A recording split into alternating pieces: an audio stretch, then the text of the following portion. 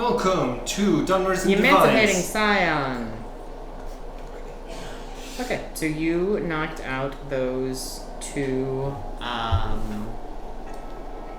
naked Dunmer. Cool. I'm gonna move around the traps and drag their bodies to someplace a little bit like where they're not gonna fall in my call traps and bear trap and like die. I'm gonna use my rope to tie the two of them and leaving enough rope loose for tying other people later down the line. And then I'm gonna tell Nelos to stay here with the prisoners. I'm going to recast Protection Against Good and Evil on myself, and Ajira is going to cast Invisibility on me, and then I'm going to go in and basically like scout as stealthy as I can be, but I'm also like getting ready, holding action to like run past everything to when I detected their thoughts, I didn't I saw a central cleric that I thought might be a source of mind control. Did I get a sense of where he was in like I asked for the layout of the cavern and this is about what you get, yeah. Cool. And where did I get the sense that he was? You get a sense that Dagoth Fovan is sort of at the end of the tunnel. Cool. At the main altar. Cool. I'm gonna do a boss rush. So yeah. I get invisible, I get stealthy, and I start to make my way towards the... Great. So, roll stealth. I imagined invisibility compensates for the heavy armor, yeah. So it's just a straight roll. Alright, there's no way this could go wrong. 8. Okay. So, as you turn this corner first, you see a low stone slab with a few statuettes that you recognize sitting on them, as well as red candles.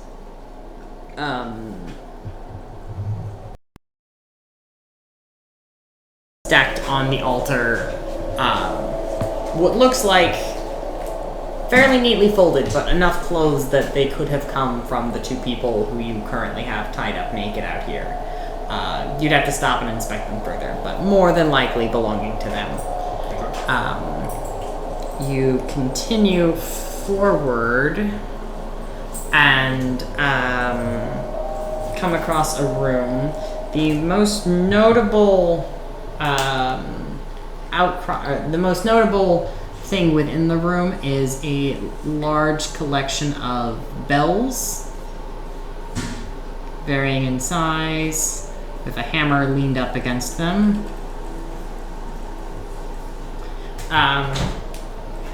But your attention is much more quickly drawn to the two occupants of the room, one of whom looks like a Dunmer man under most circumstances, with the exception that the space where his eyes and nose would be are hollowed out. His skull looks empty, concave, and his mouth lacks lips. Instead, his gums are exposed and his teeth falling down in sharp points.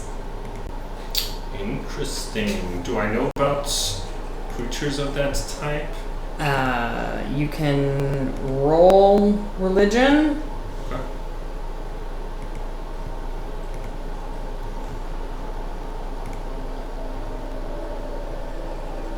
sense desecration from the area itself. Yeah. But I rolled an 11.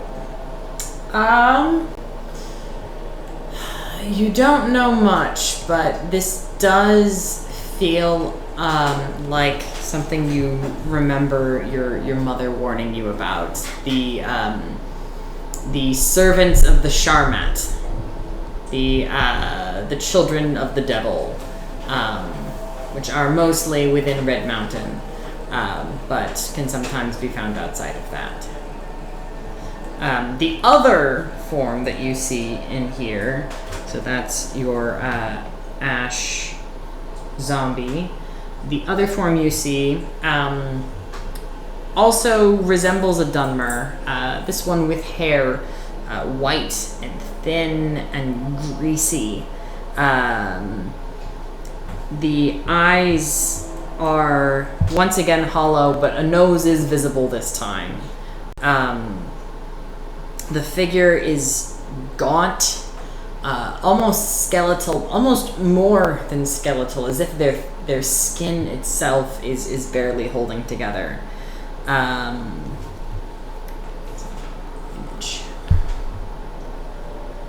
Okay. And as you turn the corner, confident in your invisibility, both of them swing their empty eyes towards you, and from the one closer to you, you hear sound as it takes a step forward. Roll initiative.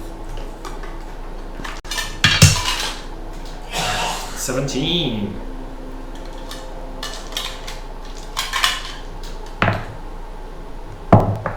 Alright, you're gonna be going first. Yay!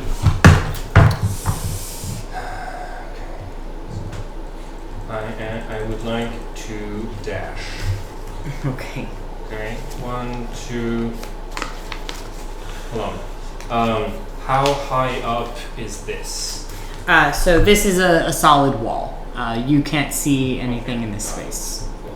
So, 1, 2, 3, 4, 5. Attack of opportunity. Yeah, from the ghoul, that's gonna be a Disadvantage because I'm invisible. Yes. So only a 23. I can't cast shield because that would break my invisibility. So that's gonna hit. Okay. And then 2. Hold on. Okay, it already had.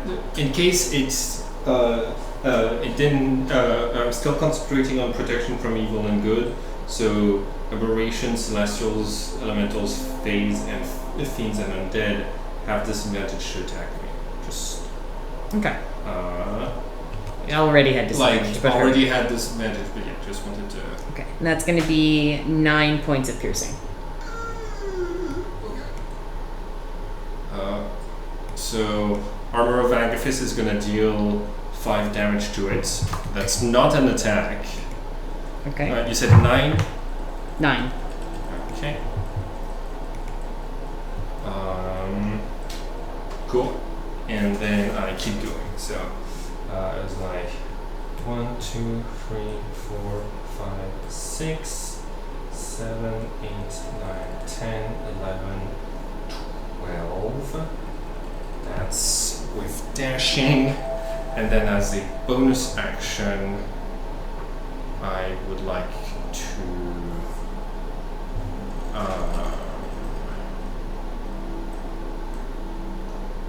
to activate the ring, the engraved ring of healing to go back to full HP. Okay. No, wait, hold on. As a bonus action, I'd like to face step. 1, 2, 3, 4, 5, 6. Cool. Now they'll have to dash to catch up to me, and then they can't attack. Okay, so you are now close enough to this space. You see the stone curves up this walkway, so this is elevated above. This here, you feel the heat radiating off of you from where you are. This is a pit of lava. Okay, alright, here we go. Okay. Cool. Do I see anyone? From where you are, no, you don't have any line of sight. Cool. That's the end of my turn. Okay. So these are both going to 1, 2, 3, 4, 5, 6, 7, 8, 9, 10, 11, 12. And then 1, 2, 3, 4, 5, 6. Excellent. And he is going to reach a hand, grabs his mouth, and pushes it forward, and a burst of smoke tears off with a piece of his flesh. Do you still have invisibility? I have disadvantage anyways because you have protection from evil and good. Yep. Does Hold on. Can't save. I've lost protection from evil and good.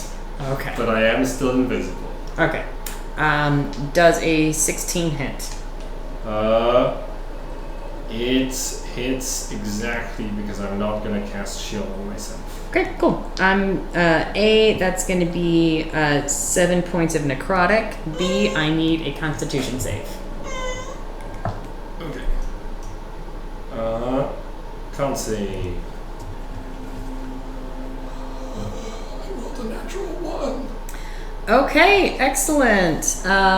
Next, I need you to roll a D8. Oh, sorry, no, a D10. I rolled a 10.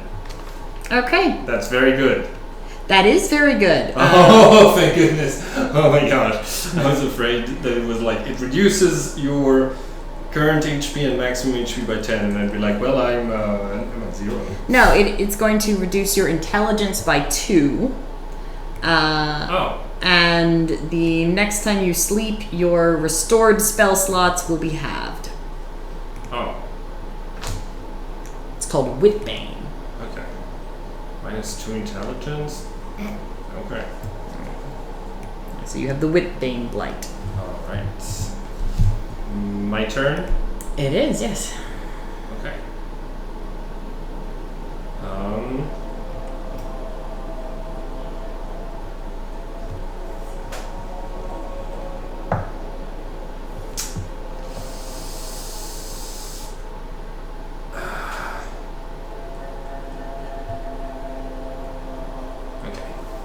I'm going to move forward.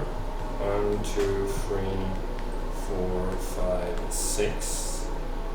Okay. Somebody's getting sacrificed right there. Yeah, so you see 2 creatures in front of you. One, Marien, lying prone on a stone slab. The other, perhaps they used to be a Dunmer, but their skin is covered in pustules, and including their bald head, but their face has become an empty hole from which protrudes a great worm with many teeth at the end. Oh wow, that looks cool. Yeah. Disgusting. Cool. That is Dagoth Fovan. Okay. Very nice. Lay on Hands is not a spell. So I'm going to cast Lay on Hands on me as, I'm going to use Lay on Hands on myself as an action to regain 10 HP. Okay. And then I'm going to Fey Step here. Okay. And I'm gonna give Okay. So you see that Malchienne has a gag in her mouth. Her hands and feet are bound to the stone. However, her eyes are open. She is conscious. Or bound by what? Rope. Cool. So I can I object interaction untie the rope? I would let you make an attack with. Can I object interaction remove the gag? Sure. Cool. That's my second phase step, and that's all of my lay on hands. Cool.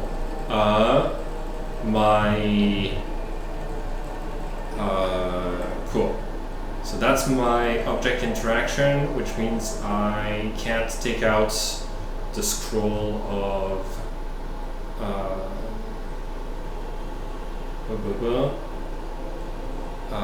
my scroll of get out of town to give to her right now. But what am I doing? Risking my life for a bourgeois? Ugh! What have I become? That's my turn. Okay. Let's get Fovon in the. Oh, okay. Well, he's gonna go very late. And she'll operate with you. She got the same initiative as you. Okay. Cool. So 1, 2, 3, 4, 5, 6, 7, 8, 9, 10, 11, 12. And lost line of sight with me, and because I teleported from here and I am standing on what appears to be stone, it's very unlikely that they would be able to tell like where I teleported to, because I'm still invisible, but also I didn't take an action to hide. So you didn't take an action to hide, and also the fact that there's kind of sort of only one path forward. Yeah.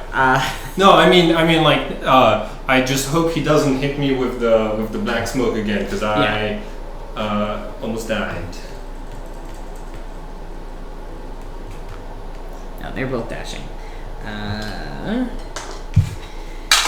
But Dagoth Fovon is going to. I need a con save from you. Come on, I need this. I need this. Please be nice to. I rolled a 9. Missed it by that much. You are poisoned until the start of your next turn. Which is right now. Well, it's currently its turn. You're poisoned until the start of your next turn. Of its next turn. Or my next turn? No. It's the start of its next turn. Yes, you're right. So, okay. You are poisoned for the next round. I am poisoned for the next round. Okay. Does it need to see me to do that? Nope. You are within 5 feet. Okay. Okay. Very,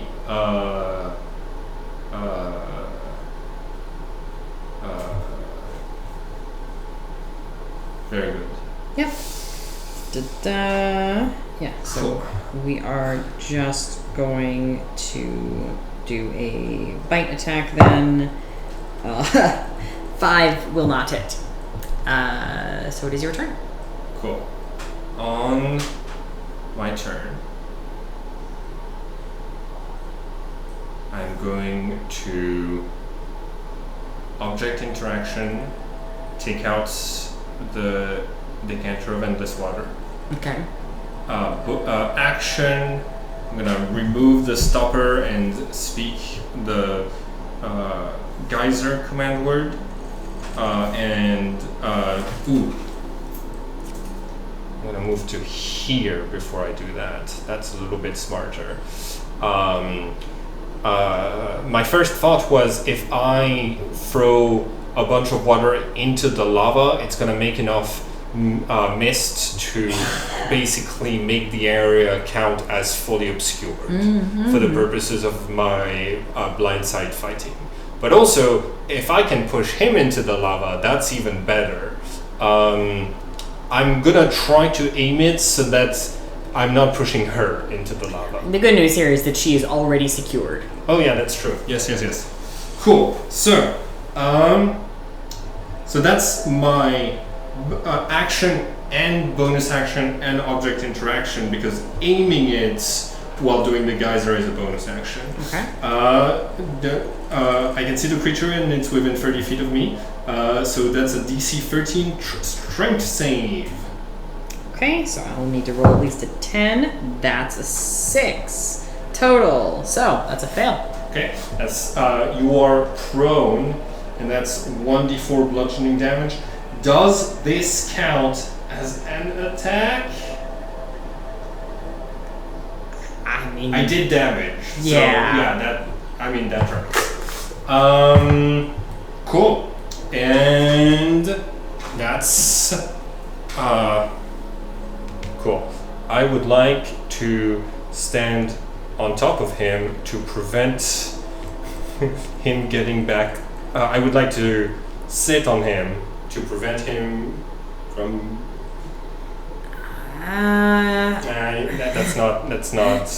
That's not great.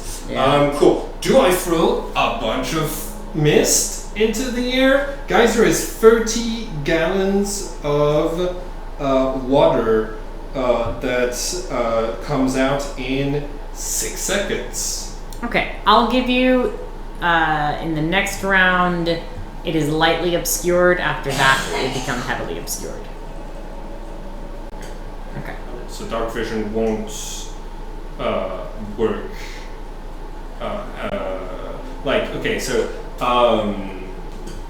I say that like I know any of the rules for lightly obscured. So like some people come up with like fog rules for like restricting the range of vision, and like I'm just trying to make it like the equivalent of complete obscurity. Disadvantage on wisdom checks that rely on sight.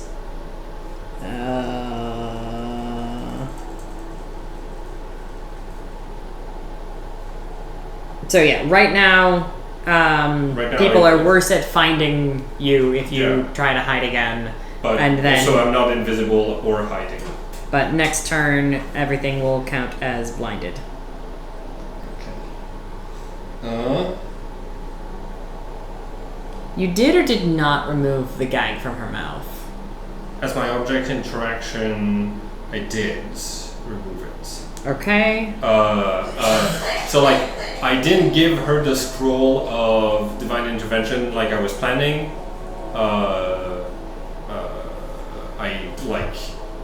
Because I instead took out the decanter of endless water. Okay.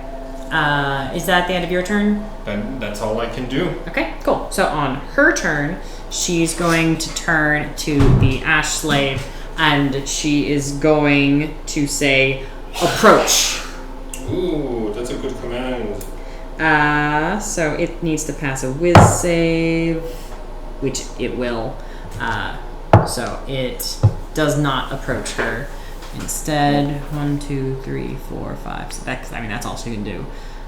1, 2, 3, 4, 5, 6. Dash 1, 2, 3, 4, 5, 6, and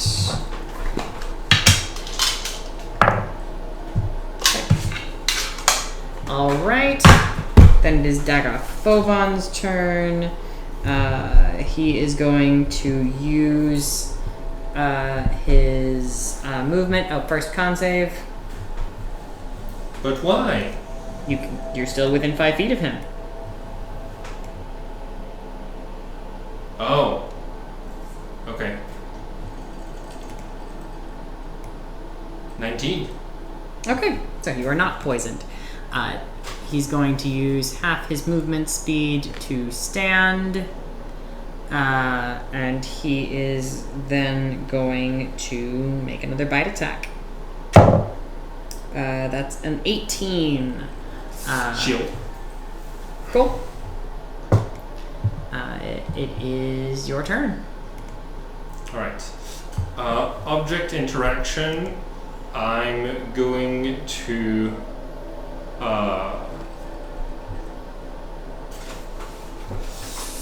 I'm gonna be triggering those attacks of opportunity anyways with my plan. So I'd like to move to here and trigger attacks of opportunity from these two, please.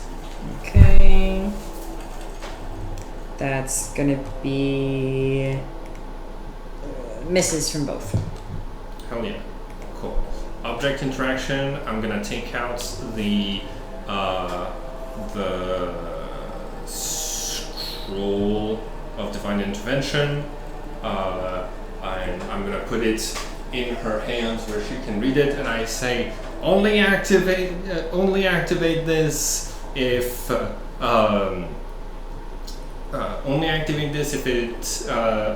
if what I'm about to do doesn't succeed and I die. Okay. Okay. I'm going to grapple him. Okay. I have advantage on athletics checks. You do. That's a 16. I only have a 9. Okay. I grapple him. And I'm gonna use. So I used 5 feet of movement. So I'm gonna use 5. So I'm gonna use 10. 10. 20. And then I will have to. Well, that's about. Can I. Is this enough to drop him into the lava? I think if you're gonna do that, then I'm gonna need you to take the fall down to the lower level. Oh yeah, I'll do that. Yeah. I'll do that. Cool. Okay. So yeah, we're both jumping. We're both jumping. It's just I'm jumping onto a little platform, and I'm grabbing him and dragging him to the lava. Okay, so that was 20 feet up, so it's gonna be 2d6. Okay, I can live with that. I can also die with that. Yeah. And then I don't know how much lava should be. 5d10 if I remember correctly. So I can you should check because I'm doing this from memory, but we both take 6 points of falling damage.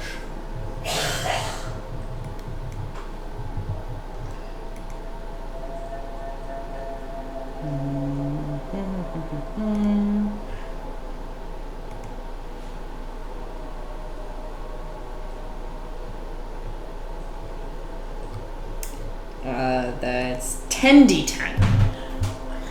Cool. So he's fine, right? He's okay. It's non-lethal fire. It's non-lethal lava damage, right? Sure. I am closing that stat block for absolutely no reason. Cool. And now it's been long enough that everything is heavily obscured? Yes. Okay, cool. I'm like, I did it! Don't waste don't waste my parchment. I can't read it. Everything's heavily obscured now. Yeah, that makes sense. Cool. And as a bonus action, I'm gonna activate the engraved ring of healing, which I had spent a phase step instead of doing last time. So I regain 5 HP. Yay! I'm back to 18. Alright, cool. That's my action, bonus action, and movement, all of it. Cool. Okay. Your turn. So they now... They now dissipate because they're clearly summons? No.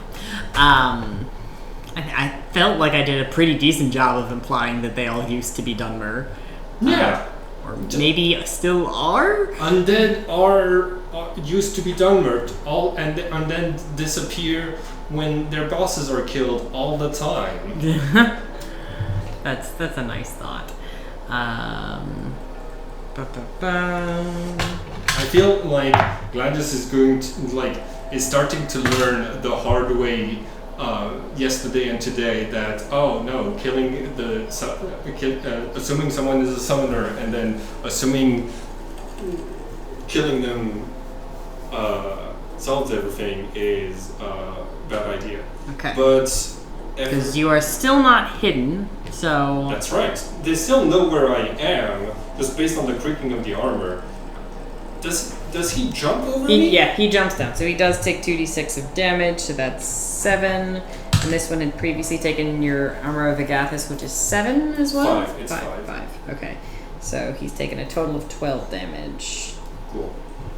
Okay. And he is then going to try another bite attack. Which should be a disadvantage, but I rolled a nat 1 anyways. Because he's disadvantaged because he's blinded, right? Yeah. Hell yeah. Cool. I close my eyes. I focus on all of my training. My throat starts to vibrate, and my ears, as long as and as wide as a bat's. I tune it to pick up the infrasound of the vocal pitch that I'm doing right now, and I get 10 feet of dark vision. Because that's my fighting style. Is it my turn? Yes. Cool. I'm gonna grab this person and turn around so that they're now on top of lava. So can I make an athletics check to go ahead. Drag them into lava? Thank you.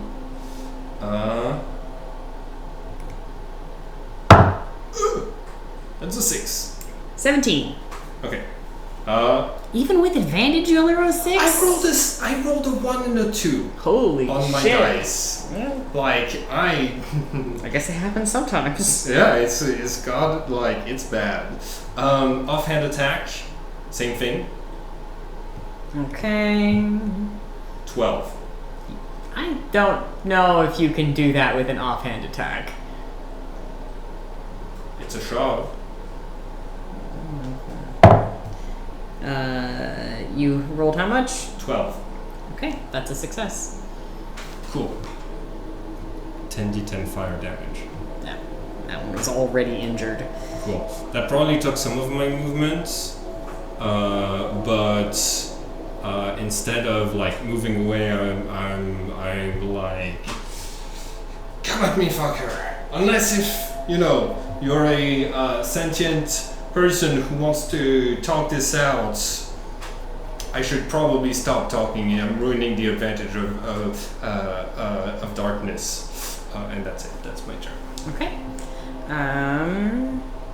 Marianne is going to functionally attempt to command, but it doesn't work because she cannot see him. But she heard the footsteps going down, so she says again, approach. But you can't tell if it works, or rather, I can tell that the footsteps are approaching, but they're not. But they're approaching on solid ground, not on lava. Unfortunately, yes. So her turn is functionally wasted. It is the Ash Slave's turn yet again. And it is going to, again, try a bite. 16? Shield. Okay. That's with disadvantage? Yeah.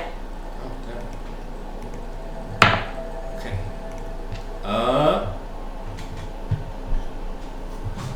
You think your weapons are a good weapon at this time? There's a lava pit right there that burns with the fires of the revolution. And I'm going to throw. Does a 10 athletics. 18. I get a +4 and advantage. Okay, I do it again, and this time I roll 17. 12. Okay, cool. Okay. So any loot you may have gotten off of them is thoroughly destroyed. Well, okay, but to be fair to me, I was like when I reached this spot, I was like, I'm going to keep moving just to see what's inside, but I'm also going to read the divine intervention, and then like you made it appear Winnable. Winnable winnable if I could kill the summoner, and that could take care of the other two. So I'm counting myself very lucky. I mean, This was a CR4 fight. Nice. So a party of adventurers. I didn't even use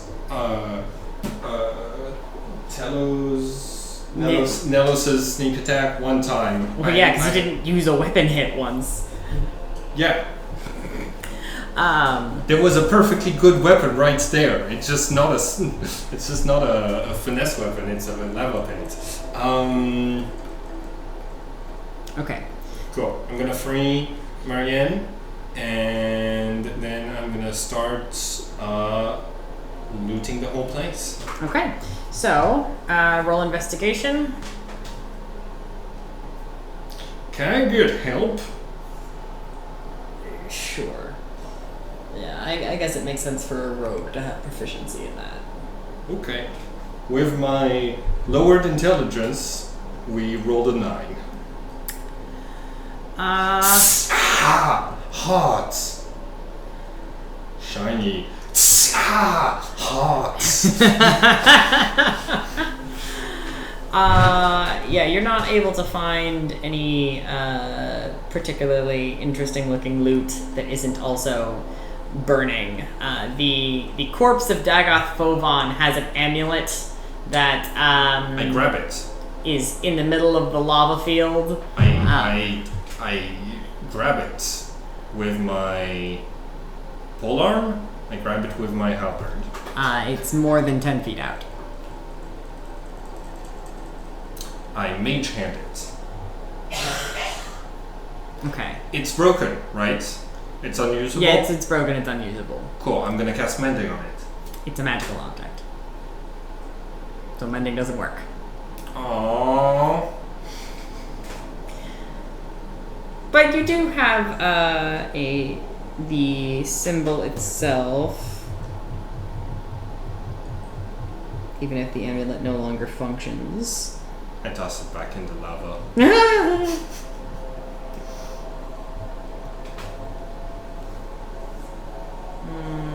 What do I want it to look like? Looks like this. The thing at the bottom is the whole thing. 6 helms, amulet. Nice. I tossed it back in the lava. I don't care. Okay. Cool. It was magical and now it's not. Yeah. The vibes here are very thoroughly off. So, Malkien does... I think part of what causes you to roll so low is that, A, there's still vapor clinging to the entire area, making it hard to see, and B, Nilos is distracted by Malkien, and Malkien is distracted by wanting to get the fuck out. I can hear what y'all are doing in the fog. I'm going to cast Detect Magic. Okay. Fair enough. That will net you draw.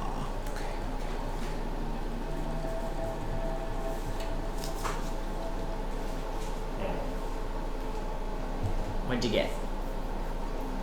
It's very fitting for them, not for me. I got Sending Stone. Aww, that's cute. Yeah. You wanted Sending Stones. I know. I want like a bajillion of them so that I can get and stay in contact with a lot of people. But this is great. It is one of the ones that I wanted. So, Okay. Most excellent. Cool. And then let's get out of here. All right. It's a bit of a shock to the senses when you open the door to this cavern and emerge once again into daylight. It looks as if an afternoon's rain has rolled in, so a light drizzle is falling on everything.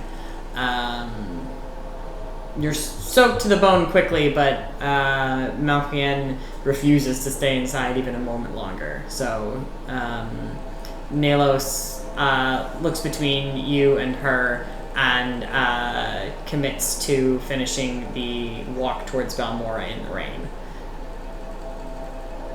Are we just gonna leave those two here? Come on! I'm sorry, but they're clearly cultists of some Daedra or something. I read their minds, and they got they sleepwalked through most of this. We'll read their minds again. We killed their priest. Are they still bound to whatever nonsense this is? I'm going to not waste my medallion of thoughts on this. I'm going to pretend that I cast a detect thoughts, and I was like, "Yep, they're good. They're in the clear. Let's." I can carry one. The two. We can make a stretcher. And you can carry one if you'd like, but they clearly have corpus.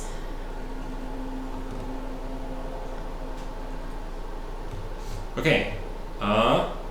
Come to think of it, you don't look great yourself.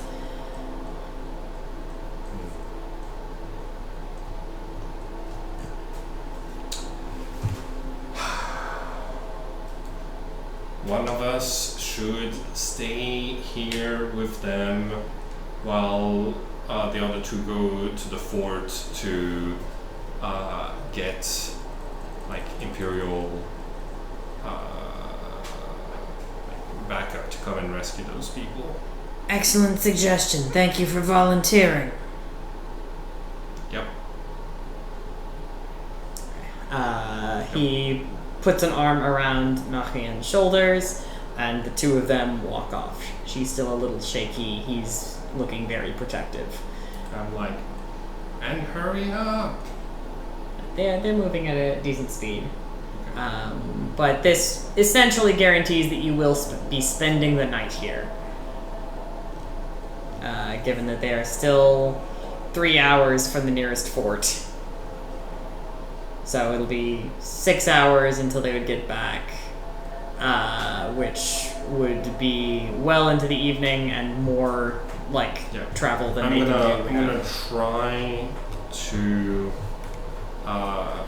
immediately try to take a long rest to regain my lay on hands, which should allow me to cure whatever they have. Okay, excellent. So you are taking a Hold long rest. Hold on. Okay. Hold on. First, I'm gonna secure the place a little bit. Okay.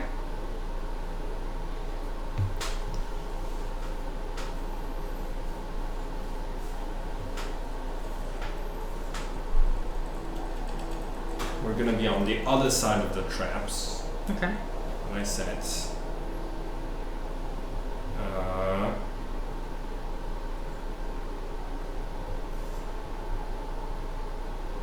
I'm gonna give Nelos one of my sending stones.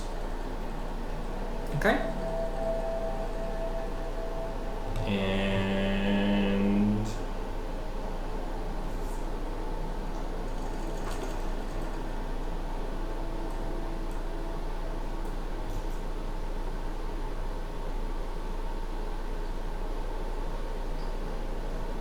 so I'm gonna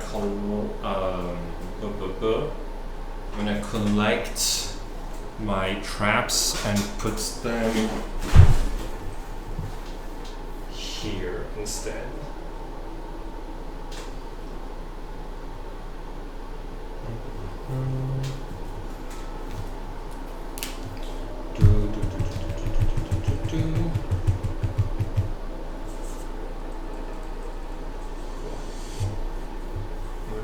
Okay, so then we're gonna be resting over here. Okay? They're still tied up, and I'm also going to put a little bit of string with a bell right here. And last thing, before we go to sleep, I'm going to hit all of those bells. Just to see if they're magical. They make a noisy clang. Ajira, cast Identify on the shiniest one. Oh no! I don't know. I already cast Detect Magic. They would have pinged if they were magical. Okay, cool. We go to bed. Okay. All right. I need a con save from you because you have a blight disease.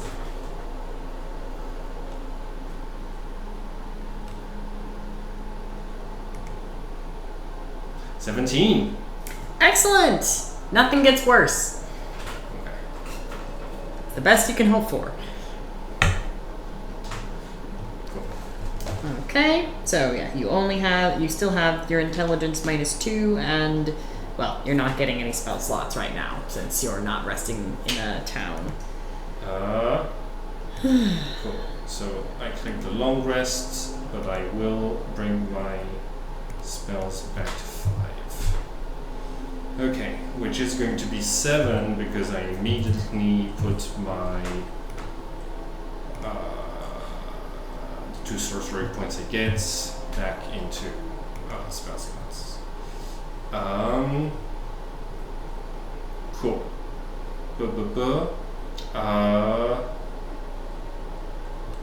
Medallion of Thoughts. Can you roll a d6 for me, please? 4. Back to full. Let's go. Okay, cool.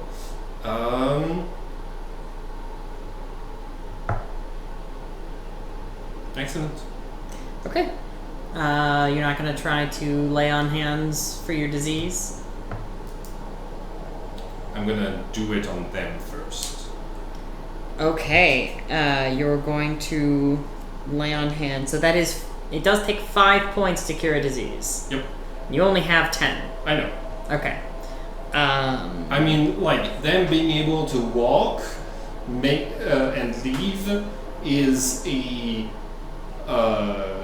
better win condition. Like for like, it gets me back to civilization, where I can take an even better rest or ask somebody else to clear the blight disease for me. So I'm prioritizing these 2 for now. Okay. It does not seem to have any effect on the growths that are emerging from their skin. Does it still spend the 5? Yep. Does it wake them up? Yes. Cool. They rouse a little slower than you in general, but I mean they also technically got a long rest here. The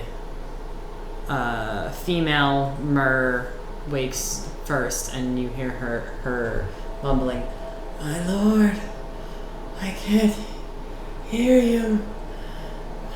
Lord, where are you? I can't hear your music."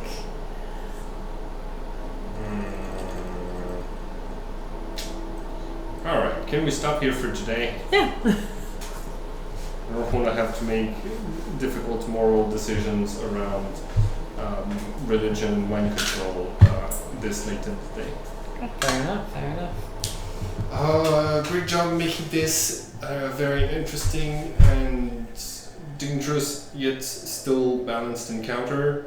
Like, you hit me the first 2 times and I was like, well, I'm so low on HP right now that I was like pulling out the scroll, but then, there was a lava pit. I had an advantage on all athletics checks. Surely I couldn't roll super bad on all of them. On all of them. Like, I was expecting some of them to be bad. But I'd imagine right now you're very glad that I did distract you with Anasi stuff to convince you finally to go deal with Fortis. Oh, yeah, getting the belt, yes, absolutely. Very, very helpful.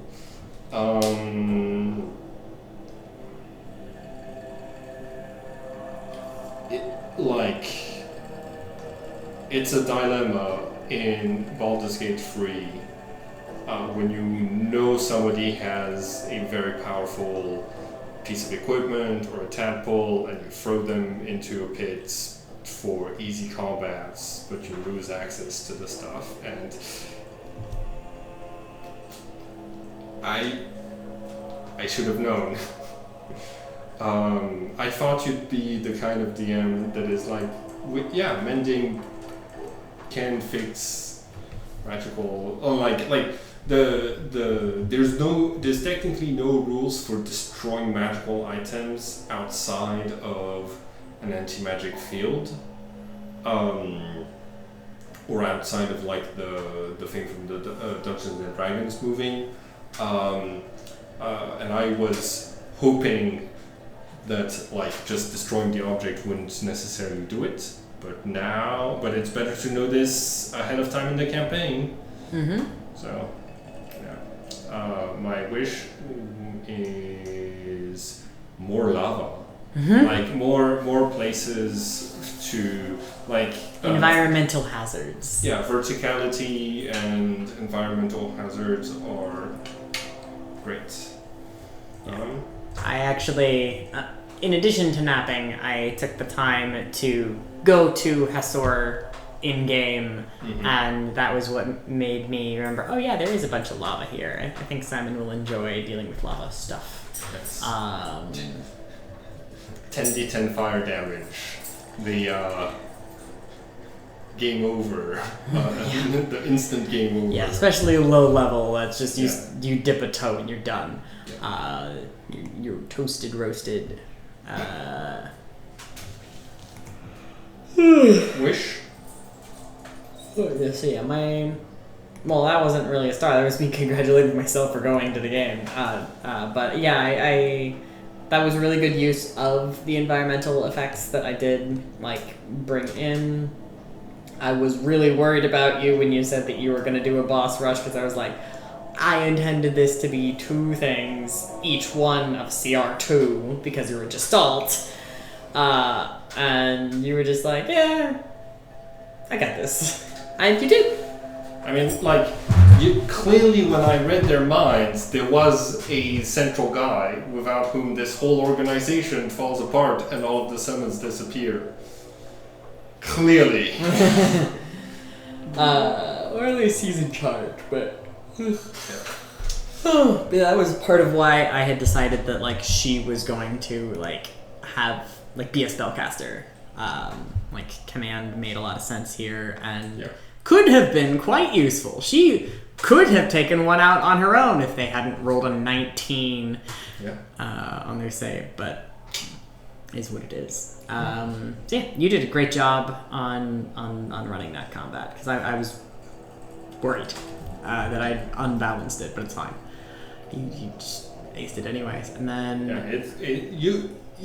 if you know me by now, and you do, you'll know that given the opportunity, I will run past all of the enemies to get straight to the boss fight and hope that. Your 2 strategies are bring everyone here all at once and run all the way to the end. Yeah. There's so many dungeons where it doesn't make sense for the enemies to call reinforcements.